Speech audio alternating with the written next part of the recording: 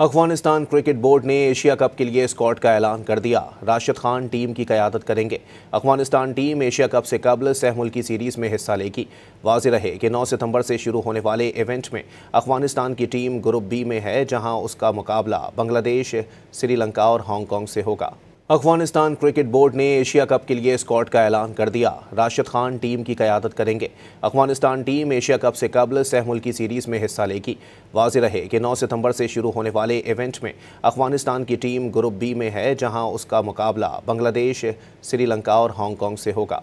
Afghanistan cricket board ने Asia cup के लिए स्क्वाड का ऐलान कर दिया। राशिद खान टीम की क़यादत करेंगे। अफगानिस्तान टीम एशिया कप से कबल सहमुल्की सीरीज़ में हिस्सा लेगी। वाज़ेह रहे कि 9 सितंबर से शुरू होने वाले इवेंट में अफगानिस्तान की टीम ग्रुप बी में है, जहां उसका मुकाबला बांग्लादेश, श्रीलंका और हांगकांग से होगा।